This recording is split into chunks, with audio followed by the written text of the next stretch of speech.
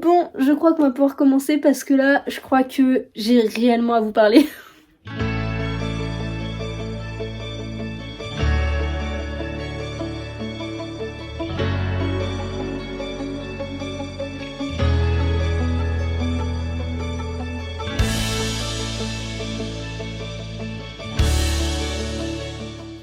Coucou mes petites étoiles, j'espère que vous allez bien. Je vous retrouve aujourd'hui pour le 12 mois, 12 livres, 12 personnes. Et pour cette année, que j'espère réellement respecter, je n'ai pas demandé sur une story Instagram, mais j'ai demandé à mes copines du Bookstar rouennais. Et du coup, elles m'ont toutes sélectionné des romans et je vais vous les présenter. Et franchement, niveau pavas, elles ont pas été super sympas avec moi. Parce que moi qui suis pas fan des pavas, comment vous dire que j'ai de quoi lire. Nous allons donc commencer par le plus gros, comme ça c'est fait, vous allez voir. Vraiment, je redoute un petit peu ce moment, mais il faudra bien que je m'y colle un jour. Et du coup, c'est un auteur que j'ai découvert en 2022 et j'ai toujours pas fini son livre. Comment vous dire que je l'ai commencé en octobre, nous sommes début janvier, je ne l'ai toujours pas terminé. Donc si vous suivez un petit peu mon actualité livresque, vous savez duquel je parle. Et c'est donc cet auteur, donc J. Christophe, qui a écrit aussi Nevernight, le tome 1. Et cette fois-ci, c'est ma copine Amy, donc je mettrai à chaque fois leur compte Instagram ou leur pseudo juste ici pour que vous puissiez aller checker ça, sinon je mettrai tout en barre d'infos. Et du coup, elle n'a pas été très gentille puisque je dois lire celui-ci et comment vous dire que il est gros, il est très gros, il est lourd. Comment je vais faire en fait? J'ai un vrai problème avec les pavasses, mais c'est vrai qu'en même temps, ça me le fera commencer, donc c'est un mal pour un bien. Mais quand même avant je voudrais terminer l'Empire du Vampire, donc de J. Christophe justement. Et c'est pas gagné. Et pourtant j'adore, hein, mais c'est pas gagné. Ensuite c'est ma copine Joanne qui m'a sélectionné un autre gros bébé. Mais je le savais qu'elle prendrait celui-ci puisque c'est vraiment sa saga coup de cœur de tous les temps. C'est donc La Cité de Laiton, écrit par S.A. Chakraborty et édité chez De Sactus. Désolée pour cet accent. Je ne sais pas pourquoi il est intervenu, mais bon bref. Il s'agit donc du premier tome de la trilogie de Daevabad. Et comment vous dire qu'encore une fois, je redoute beaucoup. Déjà parce que c'est de la fantasy orientale et le seul que j'ai lu c'était Le Faiseur de rêves. Et ça a pas fait un énorme carton chez moi, donc à voir un petit peu ce que ça va donner. Ensuite parce que c'est quand même son livre préféré de tous les temps et rien que pour ça, qui elle est une exigence sans nom niveau fantasy, j'ai extrêmement peur. Et aussi parce que c'est une grosse bricasse tout simplement. Donc voilà, très hâte, mais en même temps très peur de voir ce que ça peut donner, de pas comprendre le vocabulaire, etc. Mais je pense quand même que je pourrais m'en sortir. Le troisième qui m'a été sélectionné n'est pas non plus des moindres, mais un qui me tente peut-être le plus dans cette palle pour pas vous le cacher. Et en fait, je redoute aussi sa lecture depuis pas mal de temps et c'est juste parce que c'est celui-ci, donc Sorcery of Thorns, écrit par Margaret Rogerson et édité chez Big Bang dans sa sublime édition grimoire. Donc, ah, j'avais oublié que j'avais mis le post-it. Hop. Donc voilà, hop. Dans l'édition grimoire, donc les pages sont en fait au niveau de la tranche, ça a été mal coupé exprès pour faire en mode grimoire. Et c'est donc, comme vous avez pu l'apercevoir, ma copine Alicia qui me l'a fortement recommandé. Mais j'ai peur parce que j'espère très sincèrement l'aimer énormément parce que ça traite de thèmes que j'adore, la magie des livres, donc comment faire un meilleur combo en fait. C'est pour ça que j'ai extrêmement peur finalement de me lancer dans celui-ci parce que j'en ai aussi deux autres de l'autrice et si la plume ne me plaît pas, ça va craindre un petit peu. Mais voilà, en tout cas j'ai extrêmement hâte de m'y plonger, mais c'est vrai que j'ai extrêmement peur par sa taille, mais c'est quand même écrit assez gros donc ça devrait aller. Donc voilà, j'ai hâte, mais j'ai trop peur. Ensuite, c'est ma copine Sarah qui m'a sélectionné encore une fois un début de saga parce que clairement, elles m'ont quasiment toutes choisi des nouvelles sagas alors que quand même mon objectif depuis plus d'un an maintenant, c'est de terminer mes sagas, mais à cause d'elle, ça va pas être possible encore cette année. Et du coup, ma copine Sarah m'a sélectionné Le Trône des Sétiles, le tome 1, donc il est trop beau, il brille. Franchement, je m'en rends pas compte des fois, mais avec la ring light, ça fait trop beau. Donc écrit par Adeline Grace, édité chez De Saxus, encore une fois, parce qu'apparemment elles veulent que j'épure mes deux Saxus, encore une fois.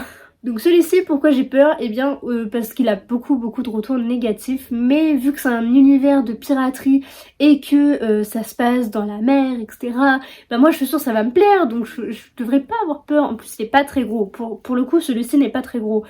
Mais je sais pas, je l'ai juste pas lu et puis bah c'est comme ça en fait, j'ai pas vraiment d'explication logique à ça.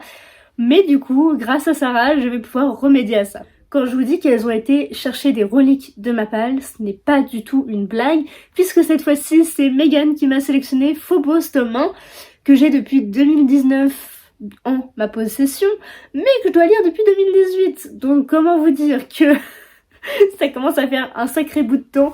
Je devais le lire en 2018, donc quand j'ai commencé Booksta, en l'empruntant ou je sais pas, en le trouvant quelque part. Mais du coup, en 2019, j'avais été au salon de Montreuil avec Clémence qui est absolument fan de cette saga.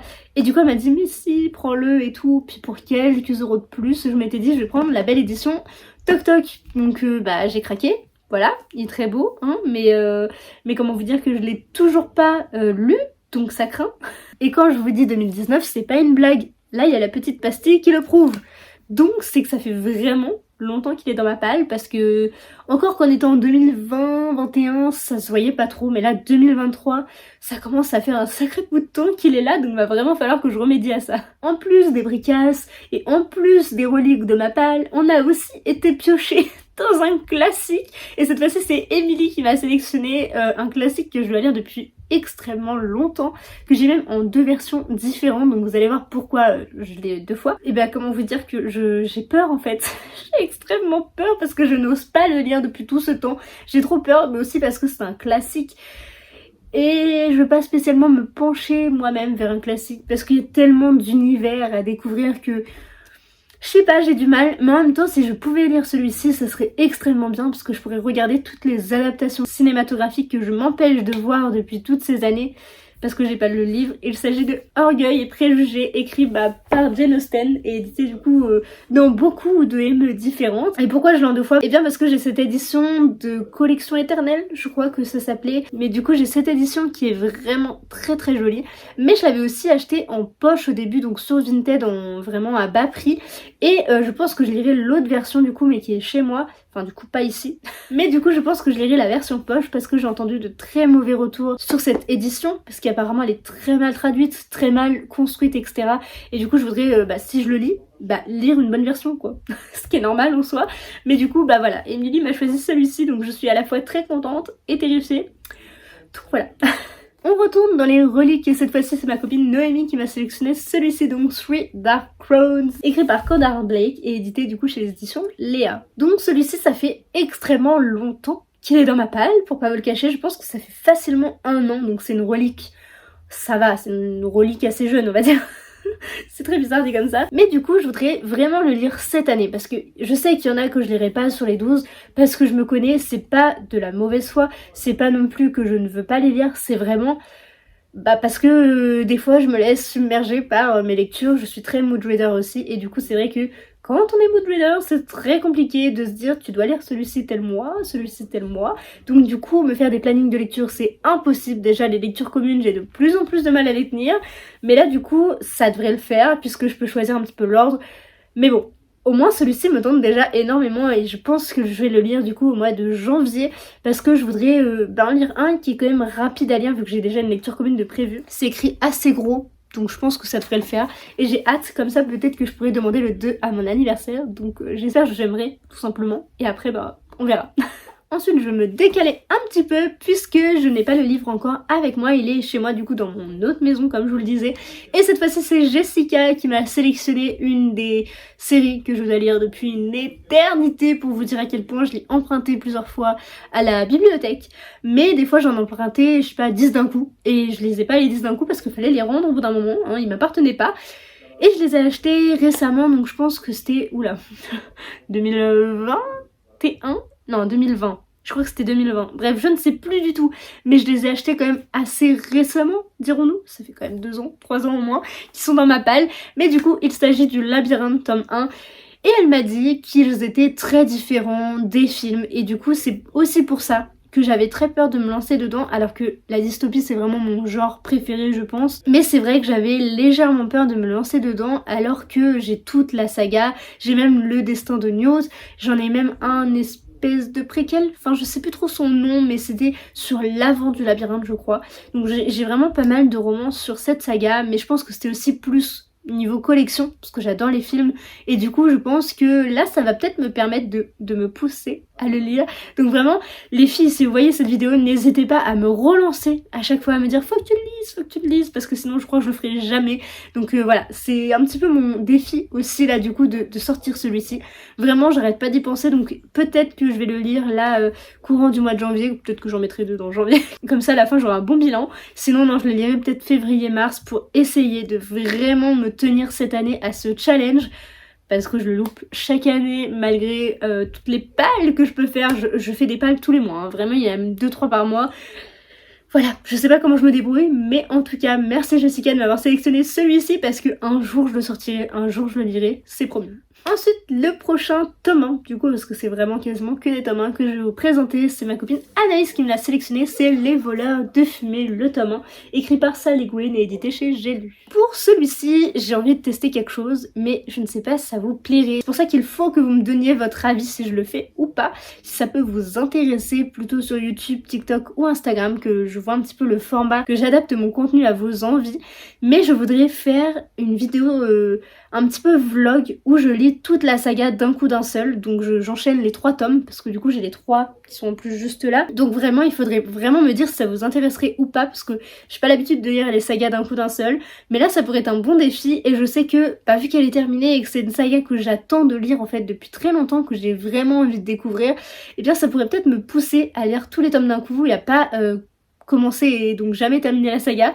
Donc je sais pas si ça vous intéresserait ou pas. Apparemment c'est très RPG, mon copain a l'air très intéressé pour le lire, donc c'est pour ça aussi qu'il faudrait que je le lise. D'ailleurs c'est lui qui me l'a acheté, il m'a dit tu l'as toujours pas lu, il faudrait que tu le lises un jour, gna gna gna. Oui, je vais le lire du coup, vu qu'il a été sélectionné ici c'est encore plus simple, du coup je pense de me forcer un petit peu à le lire.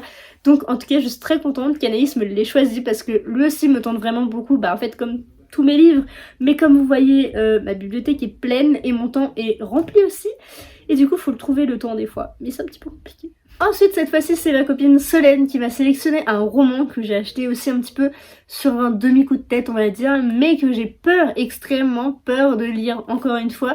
Tout ça parce que c'est écrit par Cassandre Lambert, que j'ai pas du tout peur de ses compétences en écriture, je suis sûre que son roman va être exceptionnel, et c'est donc L'Antidote Mortel tome 1 édité chez Didier Jeunesse. Mais j'ai peur de le lire parce que je sais pas, je l'ai acheté vraiment pour l'aider, vu que c'est quand même une influenceuse littéraire si on veut, même si elle a pas vraiment le statut en soi, mais vu qu'elle est quand même connue etc, j'avais un petit peu peur, j'étais un peu sur la réserve, mais vu tous les avis positifs et vu l'avis de Solène, eh bien je pense que celui-ci pourrait beaucoup me plaire. Et après je doute pas du tout des compétences de Cassandre Lambert, je suis pas du tout en train de la descendre parce que c'est une célébrité, non absolument pas, c'est juste que je sais pas, du coup j'avais une certaine réserve par rapport à ça. En fait, vu que je connais pas non plus cette autrice réellement, parce que je la connais plus par rapport à son compte Instagram, du coup j'ai peur un petit peu de me lancer, donc je sais pas, c'est juste vraiment la peur de se lancer, donc c'est une bonne chose qu'il soit là. Et je sais pas si c'est écrit gros ou pas, ça va, mais je pense que je vais le lire pas tout de suite, parce que c'est écrit comme un petit peu petit, donc à voir. Le dernier tome 1 que j'ai à vous présenter, c'est ma copine Clémence qui me l'a sélectionné. Vous avez l'habitude que je vous parle d'elle, hein. À force je ne vous la présente plus, et elle m'a sélectionné Cinder, donc le tome 1, écrit par Marissa Meyer et édité chez Pocket Jeunesse, parce que j'ai la version poche. Et pourquoi elle m'a sélectionné celui-ci? Et bien tout simplement parce qu'elle l'a adoré, et du coup je me dis que si elle l'a autant aimé, je pense que je peux l'aimer, parce qu'on a un peu les mêmes goûts littéraires quand même. Et c'est vrai qu'il me tente depuis très très longtemps, lui aussi fait partie de mes reliques de ma balle, parce que je dois l'avoir depuis 2019 au moins. Je sais pas la date précise, mais ça fait tellement longtemps qu'il est là que à force j'en avais presque oublié son existence. Non, je rigole, en vérité je rigole. Mais voilà, du coup c'est vrai que je me suis jamais lancée dedans, et du coup là c'est un petit peu l'occasion. Donc à voir si c'était pas celui-ci que je lis en premier, vu qu'il est quand même en poche, il est petit. Je suis tiraillée par lequel je commence en premier. Et enfin, la sauveuse de cette gigantesque palle, la seule personne que je remercie de m'avoir sélectionné un tome 2. Il s'agit de ma copine Emma qui m'a sélectionné Nevermore tome 2, écrit par Jessica Thompson et édité chez Pocket Jeunesse. Eh bien, je suis très contente que quelqu'un m'ait pris un tome 2, ou ça aurait pu être un tome 3, 4, n'importe. C'est la seule qui m'a pris une suite de sagas. C'est la seule qui veut que je termine mes sagas ou que je les continue. Waouh, vraiment comment vous dire que quand j'ai vu tome 2, j'ai fait ouh, c'est trop bien, ça va littéralement me pousser à continuer, parce qu'en plus, je sais pas, je continue pas cette saga alors que je l'ai commencé l'année dernière je crois, en août, 2020. Oh là, 2020 ou 2021, je ne sais plus, mais peu importe. Mais c'est vrai que je voulais la continuer et là ça me fait une raison de plus pour le sortir parce que j'ai décidé en plus de ne pas ranger mes livres que je n'aurais pas lus de cette palle. Donc si je veux les ranger, faut que je les lise. C'est un petit peu mon objectif. Donc vraiment je remercie Emma d'avoir pris un tome 2, je suis très contente et en plus c'est une saga que j'aime beaucoup et que j'ai hâte de continuer, donc c'est l'occasion. Voilà du coup pour cette grande palle, je suis très contente de tout ce qu'elles m'ont sélectionné, bien entendu, même si parfois j'ai dit que j'étais sur la réserve ou que c'était des bricasses. En vérité je suis très contente de leur choix, même si c'est vrai qu'elles vont me faire sortir des reliques de ma palle, mais quand je dis des reliques pour certains c'est même pire que ça.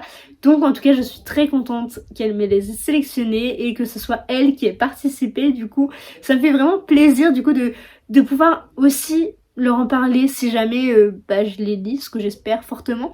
Donc n'hésitez pas à me pousser à les lire et aussi à me dire par quel livre je commence au mois de janvier. Mais c'est vrai que j'ai un petit peu ma petite idée par lequel je voudrais commencer, mais je vais vous laisser le choix entre 3 quand même, parce que si je vous donne les 12, ça va partir en vrille. Donc les 3 en lice sont ces 3-ci. Donc nous avons Nevermore le tome 2, donc continuer une saga. Nous avons Thriller Crowns le tome 1 et nous avons celui-ci, donc le Trône des 7 îles le tome 1 encore une fois. Donc voilà les 3 en lice pour ce mois de janvier. N'hésitez pas à me dire par lequel je dois commencer. Et les autres, faudra bien que je les lise un jour, donc dans l'année. Donc en tout cas, voilà, merci d'avoir regardé cette vidéo. J'espère que ça vous aura plu malgré que je n'ai pas fait les résumés. Mais ils seront là bientôt dans des Il était un livre, j'en fais dans les book hauls. À force, je fais tellement de résumés que vous devez être saoulés de m'entendre les faire. J'espère vraiment que ça vous aura plu. N'hésitez pas du coup à me dire par lequel je commence. Je vous fais plein de gros bisous et je vous dis à très vite dans une prochaine vidéo. Bye!